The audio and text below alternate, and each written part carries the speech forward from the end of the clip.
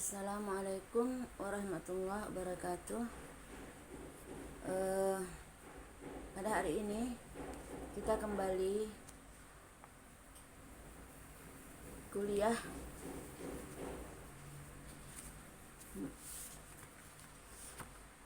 mata kuliahnya adalah masalah kita bernikah ya, atau fikih munakahat. Nah, sudah berapa kali kita ketemu sampailah kita pada saat ini membicarakan tentang perlukah mahar ya. Kalau orang nikah kan harus ada mahar. Tapi baiknya kita bahaslah di sini. Mahar itu untuk apa? Seberapa banyak atau seberapa besar? Kan begitu. Nah, baiklah. Kita awali, adakah perbedaan mahar dan mas kawin dalam pernikahan secara Islam? Jadi, istilah mahar dan mas kawin ternyata punya makna. Pernikahan semestinya menjadi momen paling sakral bagi dua orang, yaitu salah satu komponen wajib dalam pernikahan adalah adanya mahar atau dan mas kawin. Namun sebenarnya apakah ada perbedaan mahar dan mas kawin dalam pernikahan Islam? Dalam Islam perkawinan disebut sebagai transaksi, adanya ijab, adanya qabul ya, atau akad yang mengandung unsur pengesahan hubungan suami istri antara seorang laki-laki dan perempuan yang bukan mahramnya. Maka menikah bagaikan mendulang kebahagiaan dan berlimpah. Maka kita tidak lupa selalu mendoakan pasangan suami istri yang baru melaksanakan ijab kabul pernikahan, kita selalu mendoakan samawa ya. Artinya samawa sakinah, mawaddah, warahmah. Ada rasa ketenangan, sakinah, tenang jiwanya. Dan memang tenang kemanapun dia, tidak akan dapat teguran yang tidak baik. Mawaddah, sakinah ya. Jadi samawa, sakinah, mawaddah, warahmah. Jadi begini, perbedaan mahar dan mas kawin ada satu dari beberapa persyaratan yang harus dipenuhi bila mau menikah, yaitu mahar atau mas kawin. Tapi apa perbedaan mahar dan mas kawin? Baik, kita lihat. Mahar secara etimologi adalah mas kawin ya, mahar. Secara terminologi adalah pemberian yang wajib dari calon suami kepada istri sebagai rasa ikhlas, ketulusan seorang suami untuk memberikan sesuatu, menimbulkan rasa cinta, kasih sayang ya. Nah, atau sesuatu pemberian yang diwajibkan bagi calon suami kepada calon istri, baik berbentuk benda ataupun jasa.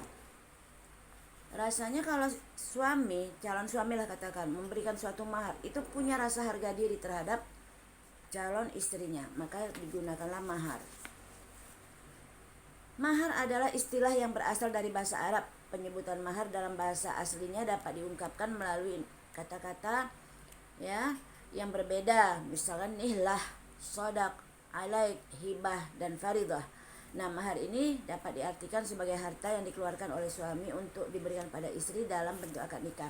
Ingat ya, bahwa mahar dari suami kepada istri tidak boleh diganggu gugat, tidak boleh diperjualbelikan, tidak boleh dipinjam, tidak boleh diutangin. Mahar hanya diberikan oleh calon suami kepada calon istri, bukan kepada wanita lain atau kepada siapapun. Kepada calon mertua tidak. Walaupun sangat dekat hubungannya, orang lain tidak akan boleh mengambilnya. Bahkan suaminya sendiri pun tidak boleh mengambil kecuali atas izin istrinya. Tetapi bila dibolehkan istrinya, tidak ada halangan ya untuk baginya memakaikannya. Dalilnya ada di dalam Al-Quran. Nanti saudara buka di surat An-Nisa ayat 4. Terjemahannya saja saya bacakan. Berikanlah mahar atau mas kawin kepada wanita yang sudah kamu nikahin sebagai pemberian yang wajib. Kemudian jika mereka menyerahkan kepadamu sebagian dari mahar itu dengan senang hati, maka makanlah. Artinya apa? Bolehlah ambil pemberian itu sebagai makanan sedap yang sedap lagi baik akibatnya. Oke. Perlu digarisbawahi juga mahar atau mas kawin adalah hak mutlak istri. Suami tidak memiliki hak lagi menguasai bahkan meminta. Pinjamlah aku, mana uang yang kemarin ku kasih ke maharnya, ku pakai dulu. Oh, ini tidak boleh ya. Demikian halnya orang tua istri juga begitu. Mereka juga tidak mempunyai hak lagi terhadap mahar tersebut kecuali bila si istri meridhokannya. Misalkan dia kesulitan sekali kan, pakai dulu lah mak, kan begitu kira-kira si istri. Berbeda pada zaman jahiliyah.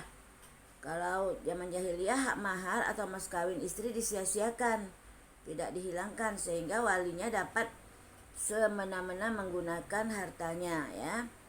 Nah, baik, selanjutnya. Akan tetapi hendaklah mahar itu sebaiknya mahar yang mudah, gampang, akan membuat pernikahan itu berkah. Jangan yang sulit-sulit, jangan yang terlalu tinggi nilainya. Berkah itu adalah bahagia di dunia dan akhirat. Jadi tidak ada perbedaan antara mahar dan mas kawin dalam Islam karena sama aja. Baik, selanjutnya hal yang harus diketahui mengenai mahar yaitu setelah mengetahui tidak adanya perbedaan mahar dan mas kawin dalam Islam, maka berikut ini kita harus mengetahui pula mengenai mahar atau mas kawin. Pertama, kita lihatlah mas kawin itu hak pribadi istri, nggak boleh diganggu gugat, nggak boleh dipinjam, nggak boleh dijual, tidak boleh diutangin. Nah, akad nikah secara umum dan mahar atau mas kawin secara khusus jangan digunakan sebagai ajang untuk memperbanyak harta. Ini tidak boleh. Aku bikin dagang aja lah, modal dagang, modal usaha, seperti itu ya. Nah, itu jangan, nggak boleh. Mas kawin mutlak milik wanita, milik si istri.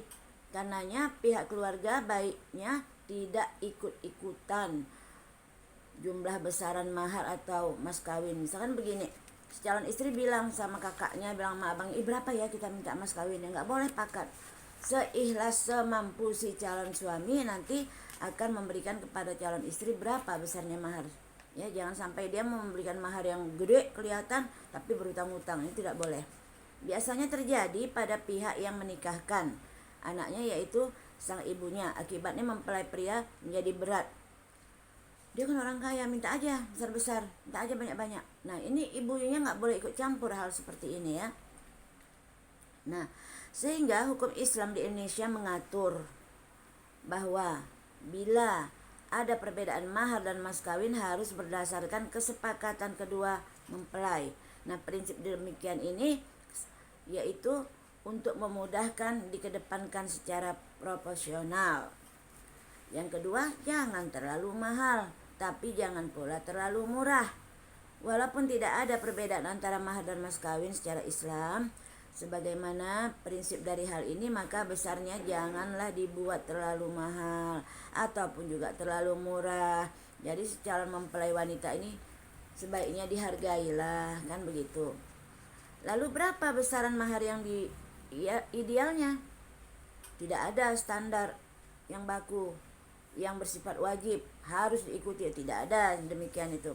Jadi seharusnya mahar bisa lebih besar dimiliki perempuan muslimah di Indonesia saat menikah. Namun rupanya biaya yang terlalu besar ini justru lebih sering diperuntukkan sebagai biaya pesta. Malah istilahnya uang angus lah, ya, uang masak-masak lah dan hal lain yang sifatnya tidak primer ya. Jadi kalau mahar itu betul-betul diberikan kepada calon sang istri. Nah, yang ketiga, mas kawin bukan bingkisan, bukan kado ya. Ada lagi kebiasaan masyarakat muslim Indonesia yang menjadikan mahar dalam bentuk bingkisan uang yang didesain sedemikian rupa dalam figura. Kan ada tuh disusun-susun gambar burung ya, gambar buah. Nah, seperti itu dalam figura bermotif emas. Nah, hal ini di satu sisi memang kelihatan cantik karena ada kreativitasnya, namun perlu dipertimbangkan lagi kelayakannya.